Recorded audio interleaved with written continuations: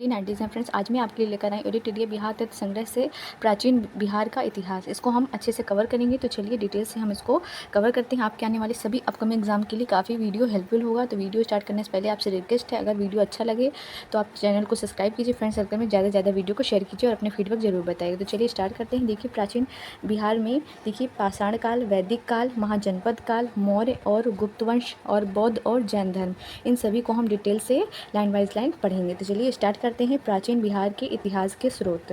देखिए प्राचीन बिहार के इतिहास को जानने के लिए दो प्रकार के स्रोतों का उपयोग किया गया था। कौन कौन? पुरातात्विक और साहित्यिक। क्लियर? तो चलिए अब हम पुरातात्विक के बारे में डिटेल से कवर करते हैं।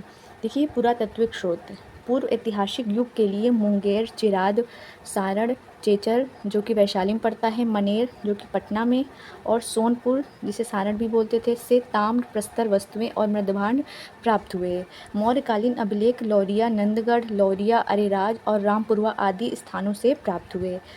बराबर की गुफाएं राजगीर, नालंदा, पाटलिपुत्र, विक्रमशिला से प्राप्त स्मारक, ये सब जो है पुरातात्विक स्रोत हैं। नेक्स्ट है खुदाई से प्राप्त सिक्के, मनके और मूर्तियाँ, जितनी भी ये प्राप्त हुई हैं चीज़ें हैं, ये सभी जो है पुरातात्विक स्रोत हैं। तो आप इनको याद रखिएगा। अब चल पढ़ते हैं हम लोग साहित्यिक स्रोत। देखिए साहित्यिक स्रोत में क्या क्या है? रामायण है, महाभारत है, पुराण है, बौद्ध रचनाएं, अंगुत्तर निकाय, दीर्घ निकाय, विनय पिटक, जैन रचनाएं, भगवती सूत्र आदि प्रमुख साहित्यिक स्रोत हैं।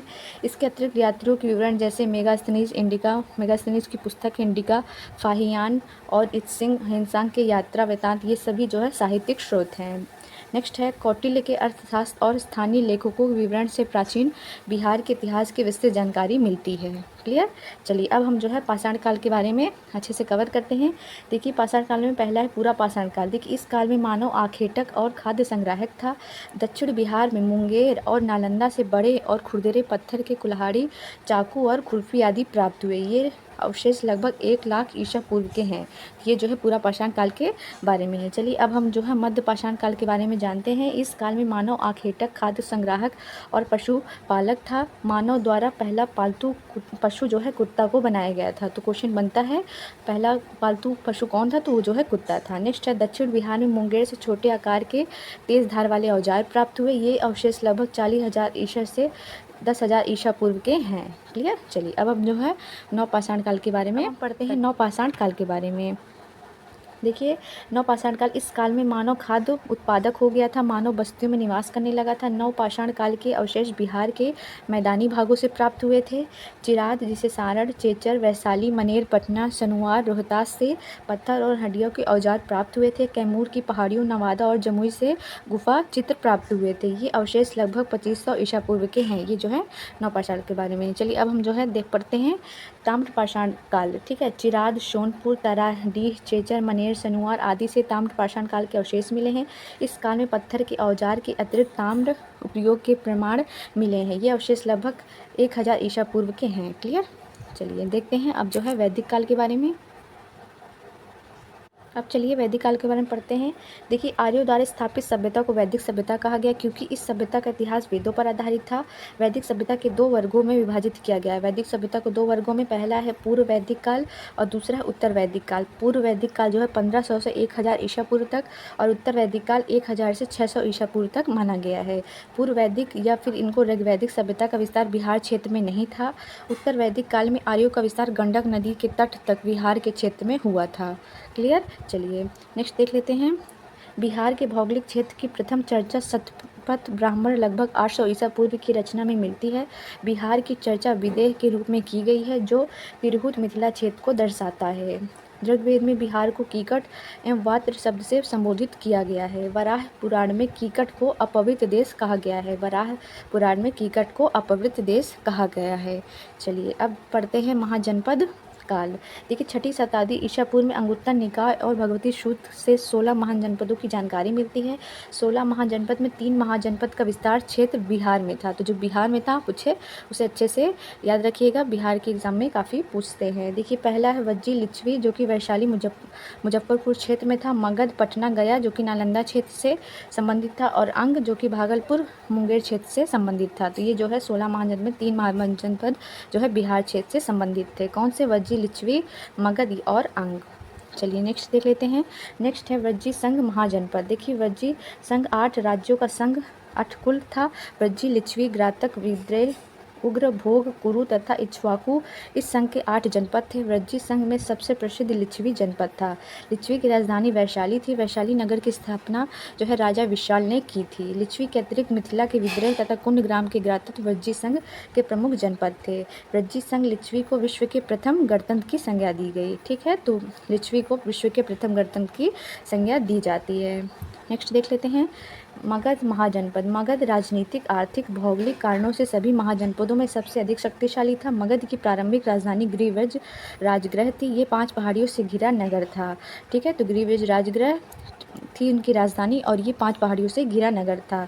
मगध का विस्तार मुख्यतः पटना से गया क्षेत्र में था।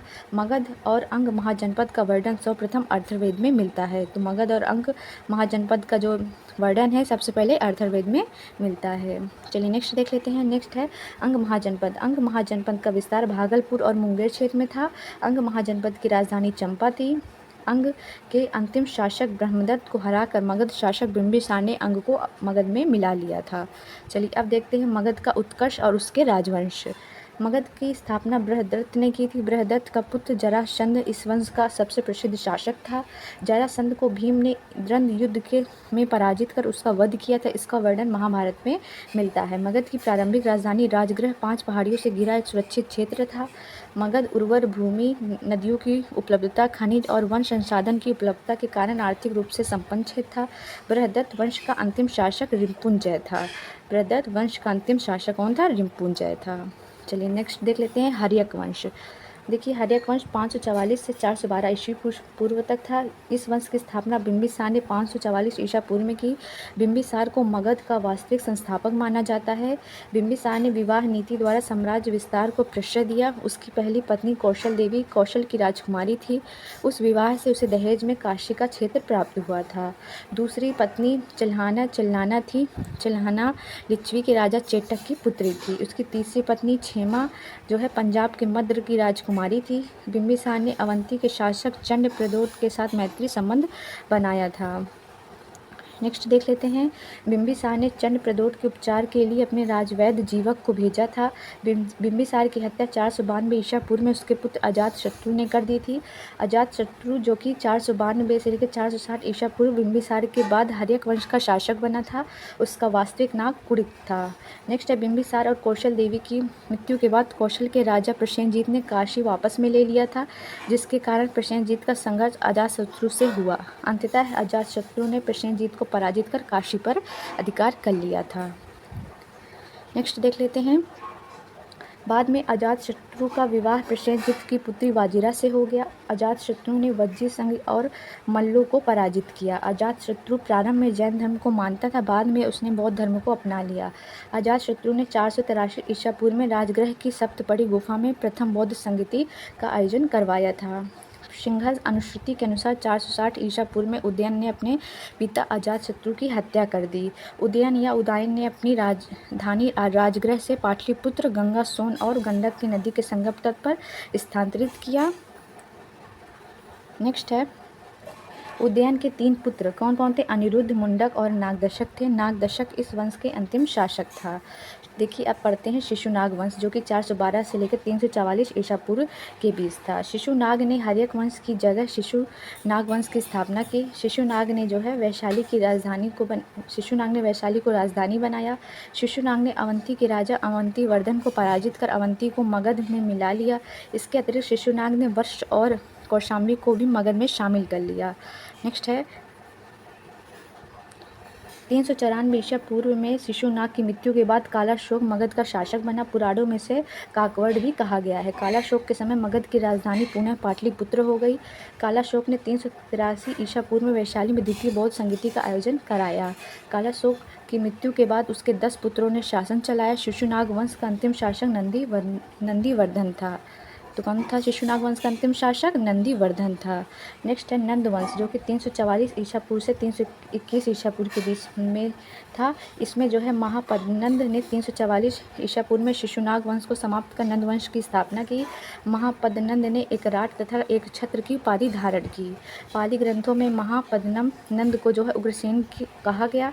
पुराणों में उसे परशुराम का दूसरा अवतार बताया गया था। नेक्स्ट देख लेते हैं। नेक्स्ट है महापद्मनंद ने पंचाल, इक्ष्वाकु, काशी, अश्मक, कलिंग, मैथिल आदि राज्य को पराजित कर मगध साम्राज्य का विस्तार किया। अब तक 321 ईसा पूर्व तक के काल में मगध का सर्वाधिक विस्तार महापद्मनंद के समय हुआ था। व्याकरण के महान विद्वान पाणिनि महापद्मनंद के समकालीन थे। इस वंश का अंतिम शासक घनानंद हुआ। घनानंद के समय ही यूनानी शासक सिकंदर ने भारत पर आक्रमण किया था 326 ईसा पूर्व में। नेक्स्ट नंद वंश के आर्थिक और सैन्य रूप में काफ़ी प्रसन्न था। मगध की सैन्य शक्ति के डर से ही सिकंदर की सेना ने व्यास नदी पार करने से इनकार कर दिया था। नेक्स्ट देख लेते हैं। घनानंद ने अपने दरबार में विद्वान ब्राह्मण चाणक्य का अपमान किया था। चाणक्य ने चंद्रगुप्त मौर्य की सहायता से घनानंद की हत्या करवा दी।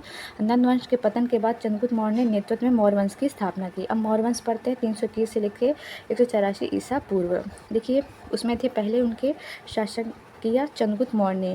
देखिए जस्टिन और स्ट्रैबो ने चंद्रगुप्त मौर्य को सेंडोक्रोट्स कहा। इसकी पुष्टि विलियम जोन्स ने की। प्लूटार्क और एरियन ने चंद्रगुप्त मौर्य को एंड्रोकोट्रस के रूप में चिन्हित किया। चंद्रगुप्त मौर्य के गुरु चाणक्य जो कि कौटिल्य वो थे, उनकी सहायता से चंद्रगुप्त मौर्य ने 321 ईस्वी में जो है ईसा पूर्व में मौर्य वंश की स्थापना की। चंद्रगुप्त मौर्य ने 305 ईसा पूर्व में सिकंदर के उत्तराधिकारी सेल्युकस निकेटर के साथ युद्ध किया। युद्ध के पश्चात संधि में चंद्रगुप्त को काबुल, कंधार और मकरान, हेरात का क्षेत्र प्राप्त हुआ। बदले में चंद्रगुप्त ने सेल्युकस को 500 हाथी उपहार दिए थे। युद्ध पश्चात चंद्रगुप्त मौर्य का विवाह यूनानी राजकुमारी हेलन कार्नेलिया सेल्युकस की पुत्री से हुआ। सेल्युकस ने चंद्रगुप्त मौर्य के दरबार में राजदूत मेगास्थनीज को भेजा। मेगास्थनीज ने इंडिका की रचना की, जो कि उनकी फेमस रचना है। चंद्रगुप्त मौर्य की साम्राज्य का विस्तार उत्तर में हिंदू कुश पर्वत, ईरान तथा दक्षिण में कर्नाटक तथा पश्चिम में सौराष्ट्र तक विस्तृत था। चंद्रगुप्त मौर्य के शासन के अंतिम वर्षों में मगध में 12 वर्षों का भीषण अकाल पड़ा। चंद्रगुप्त मौर्य अपनी राजगद्दी त्याग कर श्रवणबेलगोला कर्नाटक में चंद्रगिरि पर्वत पर तपस्या करने चला गया। चंद्रगुप्त मौर्य जैन धर्म को मानता था। 298 ईसा पूर्व में उसने जैन उपवास पद्धति शल्यलेखना द्वारा अपना प्राण जो है त्याग दिया था। तो यहाँ से क्वेश्चन बनता है, प्राण उन्होंने किस पद्धति द्वारा त्यागा था? तो किसके द्वारा? शल्यलेखना पद्धति के द्वारा उन्होंने अपना प्राण त्याग दिए थे। चलिए नेक्स्ट देख लेते हैं। बिंदुसार जो कि 298 से लेकर 272 ईसा पूर्व के बीच जो इन्होंने शासनकाल किया था। बिंदुसार चंद्रगुप्त मौर्य का उत्तराधिकारी था।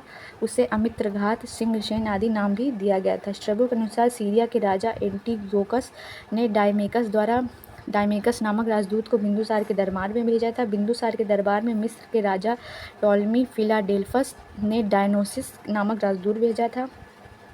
बिंदुसार ने तक्षशिला में हुए विद्रोह को दबाने के लिए अपने पुत्र अशोक को भेजा था। बिंदुसार आजीवक संप्रदाय का अनुयायी था। किसका अनुयायी था? बिंदुसार आजीवक संप्रदाय का। नेक्स्ट देख लेते हैं अशोक का जो है 259 से लेकर 232 ईसा पूर्व के भी जो है वो अशोक ने शासन किया था। बिंदुसार की मृत्यु के 4 वर्षों बाद अशोक मौर्य वंश की गद्दी पर बैठा। इससे पूर्व वह उज्जैन का राज्यपाल था। पुराणों में अशोक को अशोकवर्धन कहा गया है। मास्की और गुर्जरा के अभिलेख में उसे अशोक कहा गया है। सिंघल अनुश्रुतियों जो कि बौद्ध ग्रंथ के हैं के अनुसार अशोक ने अपने 99 भाइयों की हत्या कर गद्दी प्राप्त की। हालांकि अन्य स्रोतों से इसकी पुष्टि नहीं होती है। अशोक ने अपने शासन के 9वें वर्ष में कलिंग युद्ध जो कि 261 ईसा पूर्व में हुआ था, कलिंग युद्ध किया तथा कलिंग युद्ध को जो है कलिंग को जो है मगध में सम्मिलित कर लिया था। अशोक के 13वें शिलालेख में कलिंग युद्ध का वर्णन मिलता है। कलिंग युद्ध के बाद अशोक ने बौद्ध धर्म को अपनाया। इससे पूर्व वह शैव धर्म को मानता था। दिव्यादान के अनुसार उपगुप्त ने जो है अशोक को बौद्ध धर्म की दीक्षा दी थी। अब देखिए अशोक के शासन के महत्वपूर्ण वर्ष। देखिए 9वें वर्ष में उन्होंने कलिंग युद्ध किया। 10वें वर्ष में बोध गया की यात्रा की। 12वें वर्ष में निगाली सागर की यात्रा की। 13वें वर्ष में वो जो है धम्म का शिलालेखों का जो अंकन किया। 14वें वर्ष में उन्होंने धम्म महामात्रों की नियुक्ति की और 20वें वर्ष में लुम्बिनी की यात्रा की। अशोक ने कर घटाकर 1/8 कर दिया था। चलिए और देखते हैं अशोक के बारे में। अशोक ने बौद्ध धर्म के प्रचार के लिए पुत्र महेंद्र तथा पुत्री संघमित्रा को श्रीलंका भेजा था। अशोक ने तीसरी बौद्ध संगति का आयोजन पाटलिपुत्र में करवाया। अशोक ने लगभग 37 वर्षों तक शासन किया। उसकी मृत्यु जो है 232 ईसा पूर्व में हो गई। अशोक के बाद उसके 10 उत्तराधिकारियों ने शासन किया। ये उत्तराधिकारी हैं कुणाल, बंधुपालित, इंद्रपालित, दशोन, दशरथ, संप्रति, सालुशुक, देवाधर्मन, शतधनुष और बृहदत्त। ये सभी जो है 10 उत्तराधिकारी थे। देखिए मौर्य वंश के अंतिम शासक बृहदत्त थे। मौर्य वंश का शासनकाल 137 वर्षों का था। चलिए अब जानते हैं हम लोग, अब पढ़ते हैं बौद्ध धर्म और जैन धर्म। तो पहला है बौद्ध धर्म। बौद्ध धर्म के संस्थापक गौतम बुद्ध थे। उनका जन्म 563 ईसा पूर्व में लुम्बिनी नेपाल में हुआ था। उन्हें शाक्य मुनि, लाइट ऑफ एशिया, जो एशिया की ज्योति पुंज के नाम से भी जाना जाता था। उनके बचपन का नाम सिद्धार्थ था। उनके पिता का नाम सुधोधन था। उनकी माता का नाम महामाया देवी था। सौतेली माँ या मौसी का नाम प्रजापति गौतमी था। उनकी पत्नी का नाम यशोधरा, जो कि इनका जो है विवाह 16 वर्ष की आयु में हो गया था। नेक्स्ट देख लेते हैं। उनकी पत्नी का नाम यशोधरा, उनके पुत्र का नाम राहुल। बुद्ध ने जो है 4 दृश्य देखे थे, बूढ़ा व्यक्ति, बीमार व्यक्ति, एक शव और एक सन्यासी। तो यहाँ से क्वेश्चन बनता है, तो क्या क्या देखा था? बूढ़ा व्यक्ति, बीमार व्यक्ति, एक शव और एक सन्यासी। उन्होंने 29 वर्ष की आयु में गृह त्याग कर सन्यास को अपना लिया था। कब किया गया था? 29 वर्ष की आयु में। 6 वर्षों की तपस्या के बाद 35 वर्ष की आयु में उन्होंने ज्ञान प्राप्ति की। उन्हें तथागत और बुद्ध कहा गया था। इसके बाद उन्हें ज्ञान की प्राप्ति वैशाख पूर्णिमा को पीपल वृक्ष के नीचे निरंजना, जो कि फल्गु नदी के तट पर बोध गया में हुई थी। देखिए बौद्ध धर्म के 4 आर्य सत्य कौन कौन से हैं? पहला है दुख, संसार दुखमय है। दुख समुदाय, दुख का कारण तृष्णा है। दुख निरोध, दुख निवारण हेतु तृष्णा पर विजय आवश्यक है। दुख निरोध मार्ग, दुख निवारण हेतु अष्टांगिक मार्ग आवश्यक है। ये जो है 4 आर्य सत्य हैं। चलिए अब बौद्ध धर्म के अष्टांगिक मार्ग पढ़ते हैं। पहला है सम्यक दृष्टि, सम्यक संकल्प, सम्यक वाक, सम्यक कर्म, सम्यक आजीव, सम्यक व्यायाम, सम्यक स्मृति, सम्यक समाधि। तो ये जो है अष्टांगिक मार्ग हैं, तो आप इनको याद रखिएगा। सम्यक दृष्टि, सम्यक आजीव, सम्यक संकल्प, सम्यक व्यायाम, सम्यक वाक, सम्यक स्मृति, सम्यक कर्म, सम्यक समाधि। क्लियर? चलिए अब नेक्स्ट है बौद्ध धर्म के त्रिरत्न कौन कौन से हैं? बुद्ध, धर्म और संघ। बुद्ध, धर्म, संघ और बौद्ध धर्म के त्रिरत्न थे। बुद्ध ने किस मार्ग का प्रतिपादन किया? तो बुद्ध ने जो है मध्यम मार्ग का प्रतिपादन किया। बुद्ध ने अपने उपदेश किस भाषा में दिए? तो पाली भाषा में बुद्ध ने उपदेश दिए। बुद्ध ने अपना पहला उपदेश सारनाथ में दिया था। बुद्ध ने सर्वाधिक उपदेश कौशल की राजधानी श्रावस्ती में दिए थे। बुद्ध की मृत्यु 483 ईसा पूर्व में कुशीनगर, जो कि मल्ल में 80 वर्ष की आयु में हो गई थी। तो कब हुई थी? 80 वर्ष की आयु में कुशीनगर में हुई थी। बुद्ध के प्रथम गुरु अल्लार कलाम, जो कि वैशाली से थे, तथा द्वितीय गुरु रुद्रक रामपुत्र, जो कि राजगृह से थे। क्लियर? बौद्ध धर्म के 10 शील और आचरण थे। ठीक है, 10 शील या फिर उनके आचरण 10 थे। कौन कौन से? सत्य, अस्तेय, ब्रह्मचर्य, असमय भोजन का त्याग, श्रृंगार प्रसाद सुंदरों का त्याग, अहिंसा, अपरिग्रह, नित्य ज्ञान का त्याग, कोमल शैया का त्याग और मद्य सेवन नहीं करना। ये 10 आचरण जो थे बौद्ध धर्म के। चलिए अब देखते हैं बुद्ध के जीवन के घटनाक्रम और उसके प्रतीक। देखिए जन्म का प्रतीक क्या है? कमल। बुद्ध के यौवन का प्रतीक सांड। महाविनिष्क्रमण गृह त्याग का जो है प्रतीक घोड़ा।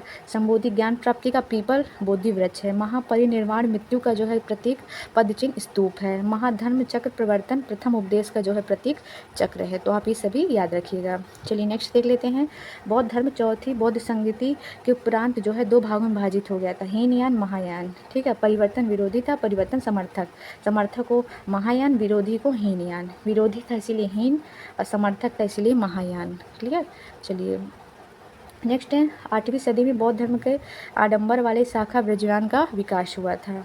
अब देखिए बौद्ध धर्म के त्रिपटक, सुत्ति पटक, विनय पटक और अधिधम्म पटक। तो सुत्त पटक में जो है बुद्ध के उपदेशों का संकलन था। सबसे बृहत पिटक जिसका संकलन आनंद ने किया था। तो इसका जो है संकलन किसने किया था? आनंद ने किया था। विनय पिटक में जो है संघ के नियमों का संकलन था। इसमें लघुत्तम पिटक जिसका संकलन उपाली ने किया था। अधिधम्म पिटक बुद्ध के दार्शनिक विचारों का संकलन था। इस पिटक का संकलन मोगलीपुत्र तिष्ठ ने किया था। तो पहला आनंद ने किया था, दूसरा उपाली ने किया था और तीसरा मोगलीपुत्र तिष्ठ ने किया था। तो सुत्त पिटक, विनय पिटक, अधिधम्म पटक, ये बौद्ध धर्म के त्रिपटक थे। इनको अच्छे से याद रखिएगा। नेक्स्ट है बौद्ध संगति और सभा। देखिए प्रथम जो है 483 ईसा पूर्व में राजगृह में हुई। शासक अजात शत्रु के शासक में हुई थी। अध्यक्ष थे महाकश्यप और इनकी विशेषताएं सूत्र पिटक विनय पिटक की रचना हुई थी। तिथि 383 ईसा पूर्व में वैशाली स्थान में हुई थी। उस समय शासक थे कालाशोक, अध्यक्ष थे सभाकामी और इसमें विशेषताएं हैं महासंघिम और सवीर के रूप में विभाजन हुआ था। तृतीय 251 ईसा पूर्व में पाटलिपुत्र में अशोक के शासनकाल में मोगलीपुत्र तिच अध्यक्ष थे और ये जो अधिधम पिटक का संकलन हुआ था। चतुर्थ ईस्वी ईस्वी की प्रथम शताब्दी में हुआ था। कुंडलवन कश्मीर में हुआ था।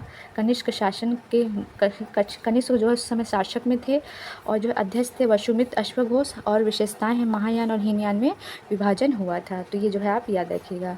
चलिए नेक्स्ट देख लेते हैं। बौद्ध धर्म का परम लक्ष्य है निर्वाण की प्राप्ति। बुद्ध ने पुनर्जन्म की कथा जातक कथा में मिलती है। तो बुद्ध धर्म की पुनर्जन्म की कथा कहाँ मिलती है? जातक कथा में मिलती है।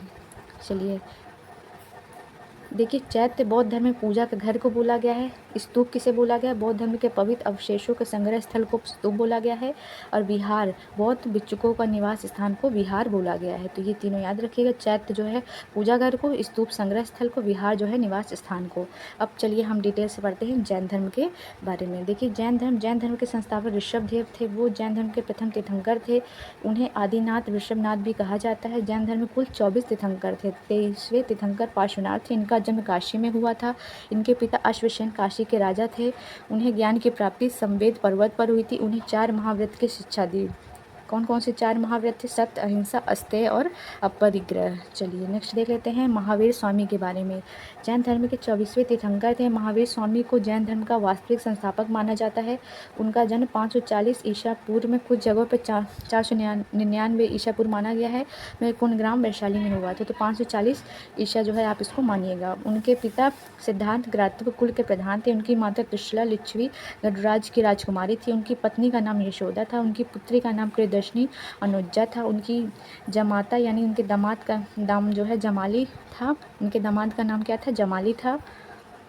नेक्स्ट देख लेते हैं। उन्होंने 30 वर्ष की आयु में गृह त्याग दिया। 12 वर्ष के कठोर तप के बाद 42वें वर्ष में आयु में उन्हें कैवल्य ज्ञान की प्राप्ति जंबिक ग्राम में ऋजुपालिका नदी के तट पर साल वृक्ष के नीचे हुई थी। जैन धर्म के त्रिरत्न थे: सम्यक दर्शन, सम्यक ज्ञान, सम्यक आचरण। जैन धर्म के 5 महाव्रत थे: सत्य, झूठ नहीं बोलना, अहिंसा, हिंसा नहीं करना, अस्तेय, चोरी न करना, अपरिग्रह, धन का संग्रह नहीं करना, ब्रह्मचर्य, इंद्रियों को वश में करना। तो सत्य, अहिंसा, अस्तेय, अपरिग्रह और ब्रह्मचर्य ये जैन धर्म के 5 महाव्रत थे। नेक्स्ट देख लेते हैं। 5वां महाव्रत ब्रह्मचर्य महावीर स्वामी द्वारा प्रतिपादित किया गया था। अनेक कांतावाद, श्यादवाद या सप्तभंगी ज्ञान सिद्धांत का संबंध जैन धर्म से था। महावीर स्वामी ने अपना पहला उपदेश राजगृह में दिया था। जैन धर्म के तीर्थंकर, उनके प्रतीक चिन्ह देखिए। प्रथम तीर्थंकर ऋषभदेव थे, जिनका प्रतीक चिन्ह बैल यानी वृषभ था। द्वितीय तीर्थंकर अजितनाथ थे, उनका जो है प्रतीक चिन्ह हाथी था। 23वें तीर्थंकर पार्श्वनाथ थे, उनका प्रतीक चिन्ह सर्प था। और 24वें तीर्थंकर महावीर स्वामी, जिनका जो है वो जो है प्रतीक चिन्ह सिंह था। महावीर स्वामी के अतिरिक्त 12वें तीर्थंकर वासुपूज्य, जिनका जन्म बिहार में हुआ था। तो जो बिहार से रिलेटेड याद रखिएगा, वासुपूज्य जिनका जन्म बिहार में हुआ था, वो 12वें तीर्थंकर थे।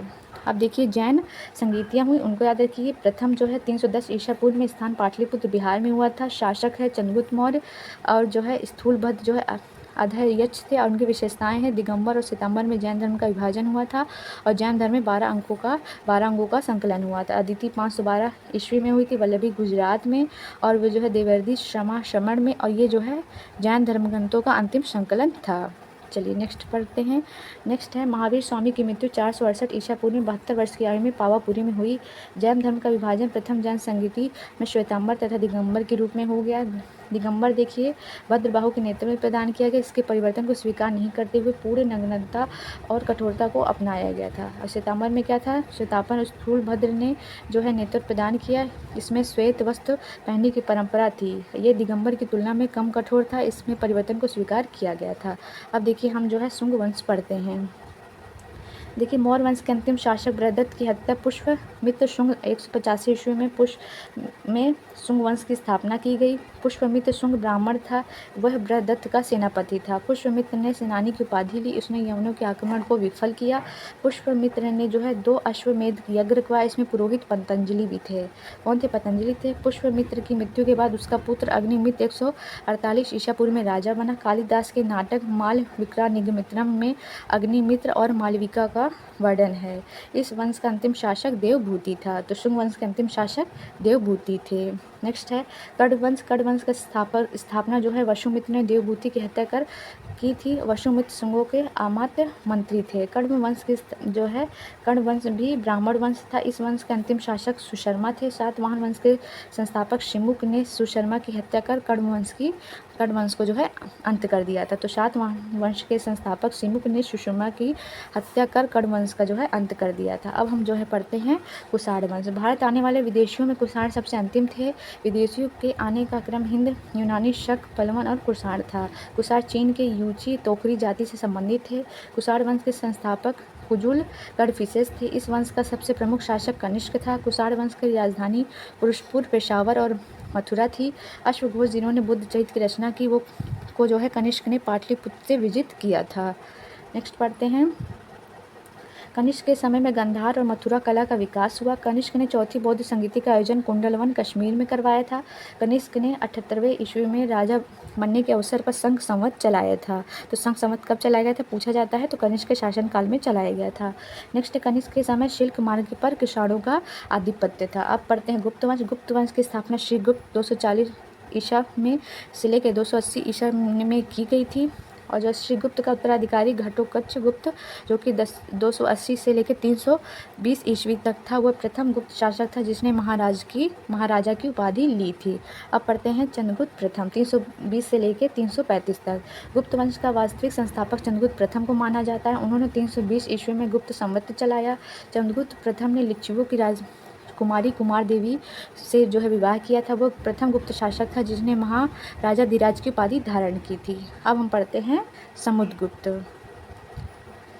ये समुद्रगुप्त जो है 335 ईस्वी से लेकर 375 ईस्वी के बीच इतिहासकार स्मिथ ने समुद्रगुप्त को भारत का नेपोलियन शब्द कर जो है संबोधित किया था। समुद्रगुप्त ने परम क्रमांक और अप्रतिरथ आदि की उपाधि धारण की थी। समुद्रगुप्त के अभियानों की चर्चा हरिसेन द्वारा रचित प्राग प्रशस्ति से मिलती है। उसने उत्तरा पथ के 9 राजाओं तथा दक्षिणा पथ के 12 राजाओं को विजित किया था। समुद्रगुप्त को जो है कविराज भी कहा गया। तो क्या कहा गया? समुद्रगुप्त को कविराज भी कहा गया है। समुद्रगुप्त को उसके सिक्कों पर वीणा बजाते हुए दिखाया गया है। समुद्रगुप्त का जो है दरबारी कवि कौन था? हरिसेन था। समुद्रगुप्त वैष्णव धर्म को मानता था। समुद्रगुप्त द्वारा अश्वमेध यज्ञ कराने के प्रमाण मिले हैं। समुद्रगुप्त के बाद 375 ईस्वी में रामगुप्त के राजा बनने का साक्ष्य मिला, लेकिन उसके अयोग्य होने के कारण चंद्रगुप्त सेकंड ने उसकी हत्या कर स्वयं को राजा घोषित कर दिया था। तो चंद्रगुप्त द्वितीय जो है 375 से 415 ईस्वी के बीच था। चंद्रगुप्त द्वितीय ने शकों को पराजित कर 389 ईस्वी में विक्रमादित्य की उपाधि धारण की। चंद्रगुप्त द्वितीय ने देवगुप्त, देवराज, देवर्षि की आदि की उपाधि भी धारण की। चंद्रगुप्त द्वितीय ने ध्रुव देवी और कुबेरनाग से विवाह किया था। कुबेरनाग से उत्पन्न पुत्री प्रभावती गुप्त का विवाह वाकाटक नरेश रुद्रसेन द्वितीय के साथ हुआ था। रुद्रसेन की मृत्यु के बाद प्रभावती ने अपने अल्प वयस्क पुत्रों के संरक्षिका के रूप में शासन किया। उसके दौरान प्रभावती ने चंद्रगुप्त द्वितीय की सहायता से गुजरात और काठियावाड़ पर जो है विजय प्राप्त की थी। नेक्स्ट देख लेते हैं चीनी यात्री फाहियान चंद्रगुप्त द्वितीय के समय भारत आया था। फाहियान भारत में 14 वर्षों तक रहा था। चंद्रगुप्त द्वितीय को मेहरौली लौह स्तंभ में चंद्र नाम से संबोधित किया गया था। मेहरौली लौह स्तंभ चंद्रगुप्त द्वितीय के नाम से जाना जाता है। चंद्रगुप्त द्वितीय के 9 रत्न थे: कालिदास, धन्वंतरी, अमर सिंह, वराह मिहिर, शंकु, बेताल भट्ट और घटपर छपड़क और भरूची। चलिए अब हम जो है पढ़ते हैं कुमारगुप्त। कुमारगुप्त 415 ईस्वी से लेकर 455 ईसा के बीच था। और उन्होंने जो है चंद्रगुप्त द्वितीय और ध्रुव देवी का पुत्र कुमारगुप्त प्रथम ने शासक बना। 415 ईस्वी में नालंदा विश्वविद्यालय की स्थापना कुमारगुप्त के समय हुई थी। गुप्त काल में नालंदा विश्वविद्यालय शिक्षा का प्रमुख केंद्र था। बाद में ये बौद्ध धर्म के शिक्षा का सबसे प्रमुख केंद्र बन गया था। अब हम पढ़ते हैं स्कंदगुप्त। देखिए स्कंदगुप्त जो है 455 ईसा से लेकर 467 ईसा पूर्व के बीच शासनकाल किया था। उन्होंने जो है मध्य एशिया के बर्बर जाति हिरूडों का आक्रमण स्कंदगुप्त के समय हुआ था। स्कंदगुप्त ने हिरूडों को पराजित कर भारत से बाहर खदेड़ दिया। इसका वर्णन जूनागढ़ अभिलेख में मिलता है। अभिलेख में हिरूडों को जो है मलेच्छ कहा गया है। नेक्स्ट है स्कंदगुप्त ने चंद्रगुप्त मौर्य द्वारा निर्मित सुदर्शन झील का पुनरुद्धार करवाया था। स्कंदगुप्त ने शक्रादित्य की उपाधि धारण की थी। गुप्त वंश का अंतिम शासक विष्णुगुप्त था। गुप्त वंश के गुप्त वंश के साथ मगध वंश का अंत हो गया। इतिहासकार वी.ए. स्मिथ ने सांस्कृतिक उपलब्धियों के कारण गुप्त काल को स्वर्ण युग कहा। तो किसने कहा? वी.ए. स्मिथ ने जो है स्वर्ण युग कहा। अब हम पढ़ते हैं पाल वंश। पाल वंश की स्थापना गोपाल ने 750 ईस्वी में की थी। गोपाल ने उदंतवीर विश्वविद्यालय की स्थापना बिहार शरीफ में की। इस वंश का प्रमुख शासक धर्मपाल था। धर्मपाल ने विक्रमशिला विश्वविद्यालय भागलपुर में इसकी स्थापना की। सोमपुर महाविहार वर्तमान में बांग्लादेश में का निर्माण भी धर्मपाल ने करवाया था। नेक्स्ट पढ़ते हैं, धर्मपाल ने त्रिपक्षीय संघर्षों में प्रतिहारों और राष्ट्रकूटों से संघर्ष किया था। धर्मपाल प्रतिहार शासक वत्सराज से पराजित हुआ। बाद में धर्मपाल ने राष्ट्रकूट शासक ध्रुव और प्रतिहार शासक वत्सराज को पराजित किया। उसने कुछ समय के लिए कन्नौज पर अधिकार किया। धर्मपाल ने उत्तरापथ स्वामी की उपाधि धारण की। धर्मपाल के बाद उसका पुत्र देवपाल 810 ईस्वी में शासक बना। देवपाल ने मुंगेर को अपनी राजधानी बनाया। देवपाल ने जावा इंडोनेशिया के शैलेंद्र वंशी शासक बाल पुत्रदेव को नालंदा में विहार बनाने के लिए 5 गांव दान में दिए थे। देवपाल के बाद विग्रहपाल, महीपाल, रामपाल आदि ने शासन किया। पालकालीन कांस्य की मूर्तियां अपनी कलात्मकता के लिए जो है काफ़ी प्रसिद्ध थी। धीमन तथा विठपाल इस कला के प्रवर्तक माने जाते हैं।